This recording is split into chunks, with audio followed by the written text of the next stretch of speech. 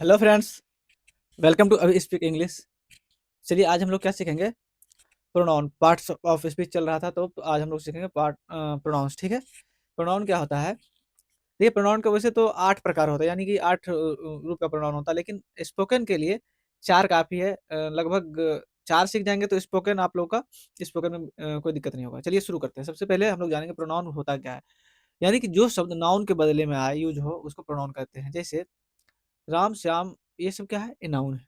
लेकिन इसके बदले जो यूज़ हो, जैसे अगर हम लोग बोलेंगे कि राम पढ़ता, तो इसकी जगह हम लोग ये कर सकते हैं कि वह पढ़ता है। यानी कि राम के स्थान पर वह लग जाए तो उसको क्या कहेंगे? प्रोनाउन। यानी कि जो नाउन के बदले आए उसको प्रोनाउन कहते हैं। सिंपल है। चलिए हम लोग 4 प्रकार जानेंगे प्रोनाउन का, इसलिए क्योंकि स्पोकन में सिर्फ 4 का ही यूज़ होगा। तो होता तो वैसे सभी का, लेकिन नॉर्मली स्पोकन के लिए 4 का यूज़ जानना ज़रूरी है। जानते हैं पहला। पहला है पर्सनल प्रोनाउन। पर्सनल प्रोनाउन क्या होता है? वही फ्रेंड्स, यानी कि आज तक हम लोग क्या सीखे हैं? Subject he, she, it, name, I, we, you और दे। ये सब क्या है? सब्जेक्ट जानते हैं, लेकिन ये रियल में ये पर्सनल प्रोनाउन है। ठीक है? इसका एग्जांपल ले सकते हैं, जैसे वह पढ़ता है, ही रीड, ही रीड्स, यानी कि ये क्या है? ये पर्सनल प्रोनाउन है।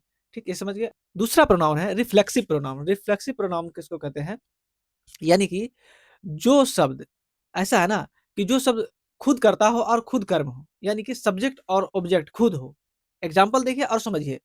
इसका भी कुछ बनाने का तरीका है, जैसे कि my self, your self, your self, his self, her self, यानी कि सभी में क्या लगा रहेगा? सेल्फ। जैसे आर सेल्व्स हो जाएगा, देम सेल्फ हो जाएगा, दो में थोड़ा चेंज होता है, सेल्फ की जगह सेल्फ लग जाएगा। ठीक है, तो चलिए हम लोग इसका एग्जाम्पल देखते हैं और समझते हैं।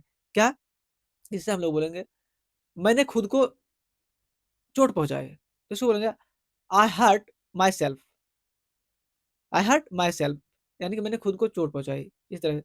और एक सबसे इंपॉर्टेंट है, देखिए बोलते हैं ना, टेक केयर योर सेल्फ, यानी कि अपना ख्याल रखना। ये क्या है? रिफ्लेक्सिव प्रोनाउन है। ये समझ गए? चलिए अब नेक्स्ट देखते हैं। नेक्स्ट प्रोनाउन क्या है? तीसरा प्रोनाउन है फ्रेंड्स, डिमोन्स्ट्रेटिव प्रोनाउन। इसका मतलब क्या होता है? डिमोन्स्ट्रेटिव का मतलब होता है, देखिए ज्यादा लंबा चौड़ा नहीं देखना। डिमोन्स्ट्रेटिव का मतलब क्या होता है? जो इशारा करे, जो शब्द इशारा करे उसे डिमोन्स्ट्रेटिव प्रोनाउन कहते हैं। जैसे देखिए, दिस, दैट, दिस, दोज, मतलब यह वह, ये वे। एग्जाम्पल देखिए और समझिए। यह मेरी कलम है, दिस इज माई पेन।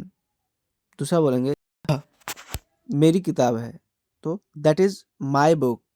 इसी तरह से बनाएंगे फ्रेंड्स दिस और डेट का यूज। चलिए अब हम लोग देखते हैं दिस और डेट का यूज कहाँ देखेंगे। अ, इसका प्लूरल वर्जन देखेंगे हम लोग। क्या? दिस और दोज। ठीक है, तो देखते हैं दिस इज माई पेन हो गया और दैट इज माई बुक। चलिए फ्रेंड्स, ये हो गया दिस और डेट, लेकिन बच गया क्या? दिस और दोज। तो दिस जो है ना, दिस का ही प्लूरल वर्जन है। ठीक है, और दैट का क्या है? दैट का प्लूरल क्या है? दोज। देखिए दिस का यूज हम लोग सिंगल चीज के लिए बोलते हैं, दिस पेन, दिस बुक, यानी कि एक के लिए। और कितना दूर इशारा करेंगे? दिस पेन, यानी कि ये माइक है, बोलेंगे दिस माइक, है ना। इतना दूर जो कि हम लोग का हाथ पहुंच सके, उतना दूर में दिस और दैट। जैसे बोलेंगे दैट माइक, वह कुछ दूर रखा रहेगा तो उसको बोलेंगे दैट माइक, यानी कि कुछ दूर है। ठीक है, दैट माइक, दिस पेन, इस तरह से हम लोग यूज करेंगे। और इसी का प्लूरल क्या है? दिस और दोज। दिस जो है, दिस का प्लूरल है, जिसे बोलेंगे किस तरह से बनाएंगे फ्रेंड्स? ये मेरी किताबें हैं, दीज आर माई बुक्स। दूसरा देखिए दोज का यूज, बोलेंगे वो कुर्सियां मेरी हैं, तो इसको किस तरह से बनाएंगे? These are my chairs. ठीक है, देखिए और समझते हैं। आर काउज, सिंपल है, दो आर काउज, वो गाय हैं। यानी कि फ्रेंड्स, जो चीज पास हो उसके लिए हम लोग दिस का यूज करते हैं, और दिस का मतलब जो चीज पास हो उसके लिए दिस का, जो चीज दूर हो थोड़ा उसके लिए दैट का। और इसी का सिंगुलर और प्लूरल, सिंगुलर दोनों का क्या है? दिस और दैट सिंगुलर है, और दिस और दोज क्या है? प्लूरल है। समझ में आ गया होगा, और नहीं समझ में आया हो तो वीडियो को एक बार और देखिएगा, समझ में आ जाएगा। चलिए अब हम लोग देखते हैं पॉजेसिव प्रोनाउन। क्या? Possessive pronoun. देखिए फ्रेंड्स, पॉजेसिव प्रोनाउन क्या है? प्रोनाउन क्या है फ्रेंड्स? जब हम बात करते हैं यह चीज़ किसकी है ना? किसी चीज़ को बताने के लिए यह किसकी, इसको सिंपल में हम लोग ये भी बोल सकते हैं। इसमें लास्ट में लगा रहेगा मेरा है, उसका है, उसकी है, वाक्य के लास्ट में लगा रहेगा ये, ठीक है? यानी कि सेंटेंस के लास्ट में ये ज़रूर होगा, तब समझ लीजिए ये पॉज़ेसिव प्रोनाउन है। एग्ज़ाम्पल देखिए और समझिए। और एक बात और है, इसमें जो है ना, थोड़ा चेंज हो जाता है क्या, जैसे लास्ट में जो रहेगा, यह मेरी है, यह उसकी है, उसके लिए आप लोग देख लीजिए, स्क्रीन पे देखिए और समझिए उसके लिए किस चीज़ का यूज़ होगा। हिंदी भी है और अंग्रेजी भी है, तो वो समझिए और एग्ज़ाम्पल देखिए। जैसे बोलेंगे, "यह कलम मेरी है।" तो लास्ट में क्या है? मेरी है, यह कलम मेरी है। इसको इस तरह this pen is mine, this pen is mine, इस तरह से बनाएँगे, क्योंकि लास्ट में अगर मेरा, मेरी, उसका, उसकी आए वाक्य में, तो सिंपल सा समझ लीजिएगा ये पॉज़ेसिव प्रोनाउन है। इसी तरह से हम लोग बनाएँगे फ्रेंड्स। अगला एक और एग्ज़ाम्पल देखें, अब तुम्हारा है। इसको किस तरह से बनाएँगे?